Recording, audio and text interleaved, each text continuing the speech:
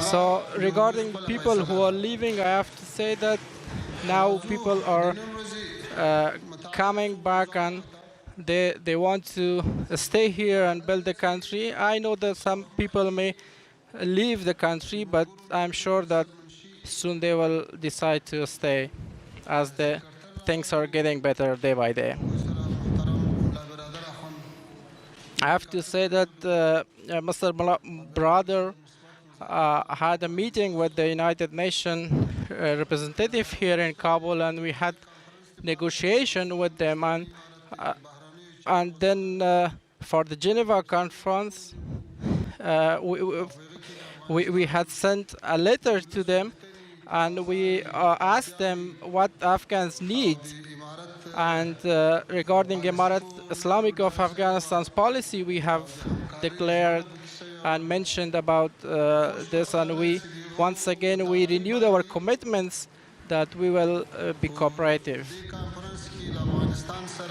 In this conference,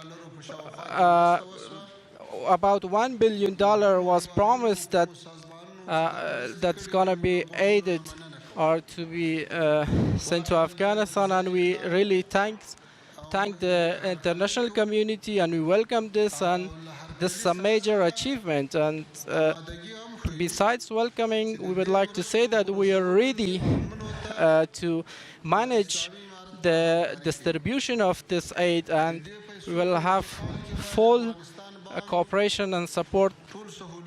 And regarding this money transfer, Afghanistan Bank will be ready to manage and accept this aid and also distribute it equally to everyone in every provinces of the Afghanistan. And next, that we will do our best to maintain transparency, and there should be no bribe, there should be no corruption while distributing the aid, and we promise that we will maintain this and we will manage this. Regarding this, we have to mention also that we have suffered a lot, and Afghanistan has suffered a lot due to the drone attacks, due to the bombardments, and we accept that we have difficulties when we have problems. So we recommend from the international community that they should help us in different aspects of a state, and especially on those parts that are needed too much and they're essential for us. These humanitarian aids are regarding the urgent aid for the people of Afghanistan, and we would like to also ask the World Bank and also the Asian Development Bank to help us in different kind of projects in order to increase the economy of the people, and also run some projects in rehabilitation, and also help people who are displaced or IDPs, and their houses are destroyed and they have lost their properties, and we would like to help them as well. Regarding the past projects which were running, there were some projects which were done partially, and now we have seen that some projects are stopped, and we request the international community and organizations to restart those projects which were running in the past regime. And once again, we would like to request those NGOs and organizations to come back and restart their unfinished projects. Afghanistan Islamic Emirat will do its best to create jobs for the people and maintain a good life for the people. And those guys who are leaving the country, or some countries are pursuing them to leave the country, we would like to ask the international community to help them within the soil of the country rather than to ask them to leave the country. we do our best to make a good economy for the country, and once again stand on our own feet, and also provide the situation and or facilitate for the Afghan merchants and also for the people who are investing in the country. So fortunately, in the security issue, we have great achievements, and regarding the airlift and regarding the ground transportation, we can say that it's full secure, and people can freely travel abroad or within inside the country. I request for those Afghans who have left the country, I ask them to come back, and also we would like to send out those displaced people who have came due to work to Kabul, and we would like to send them back to their houses, and definitely we will help them to restart their life back in their own villages and their own houses. So once again, I would like to ask the international community to help the Afghans in terms of medical, education, rehabilitation, and drought and famine. They have to help Afghans in humanitarian sections, and this should not be political, based on political demands. So once again, it's our request, it's our appeal that in medical parts and refugees, and also in education and humanitarian aid, they should not help us conditional. It should be all unconditional helps and humanitarian aids. They should not mix this with politics. This against the human rights, and they should not do this. Afghanistan people needs to be cooperated. It's their right. Now we have freed the country from the problems and miseries, and now we have a strong government, and it's totally Islamic government, and there is no clashes, and there is no war going on in any part of the country.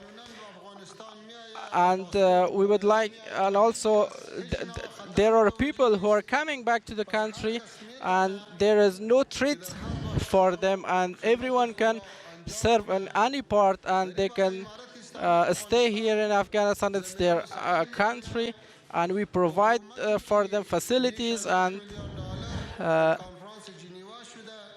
the aid of $1 billion which has been promised, we once again would like to thank the international community, and we ask them to continue their aid for the Afghan people in order to maintain the stability and security, and the positive atmosphere which has been created in the country. We should strengthen this and not let it to go back.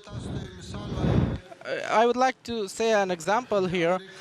The United States of America, when they left the Kabul International Airport, we cooperated with them. We facilitate for them, and we did what we had promised, and we gave them free passage, and they went freely, and there was no issue from our side. But unfortunately, instead of this, they destroyed many things in the Kabul International Airport, and this was something that we were not expecting from the United States of America. Afghanistan is a poor country, and they should not have destroyed our properties. And the United States is a great country, and we expect them to treat us based on mutual trust, and they should not bring pressure on Afghans because it has not given a good impact or result. So we have to go to a positive path according to the diplomacy, and it should be all regarding Afghanistan stability, security, because it's for the good sake of the entire country. It's when Afghanistan is under the pressure, then those people will get benefit who don't want peace and stability in Afghanistan and not for the world. Now I would like to take some questions from the Afghan National TV.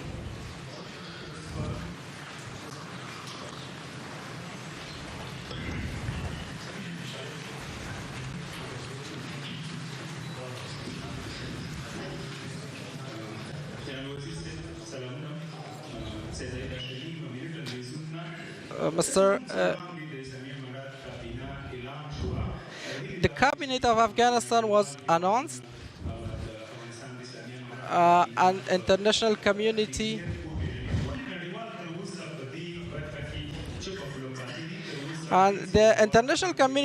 needed to recognize your cabinet. So why they have not recognized the cabinet of Afghanistan? What's the reason, and why they have stayed silent in this part? And have you spoken to any country that are they going to recognize Islamic Emirate of Afghanistan government or not? We have met with the United Nations representatives, and those were positive meetings. And we are in contact with our neighboring countries in the region, and we have good relationship. And the reaction from the international community we have seen from with the Afghanistan Islamic Emirate, it's all positive, and we have very negative impacts yet. And they have committed that they will help us, and it will be a gradual process, and I'm sure that they will recognize our government. But if they don't recognize our government, so it will be a negative policy of them against Afghanistan and the Islamic Emirate of Afghanistan. So Afghanistan has now a strong government, and we are ruling almost in the entire country, in the 34 provinces of the country. So we deserve to be recognized, and I hope that we have some good achievements in the future. Abdelhaq Omari from Tulu News. As you mentioned that you have had some good achievements with international community. One was regarding the inclusivity of the government, and now we see that the government is not inclusive. And the next question is regarding the recognition of your government.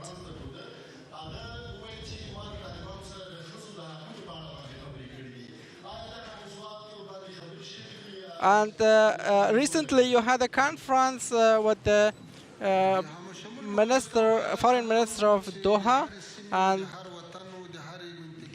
they have said that they will decide later. So regarding the inclusivity of the government, I have to say that every country has its own government and its own formation. If we say an example that the past regime was also not an inclusive government, so why the world was recognizing them officially? So if we consider that the government members or the cabinet members were also not experts and loyal people, So if we see in the world, uh,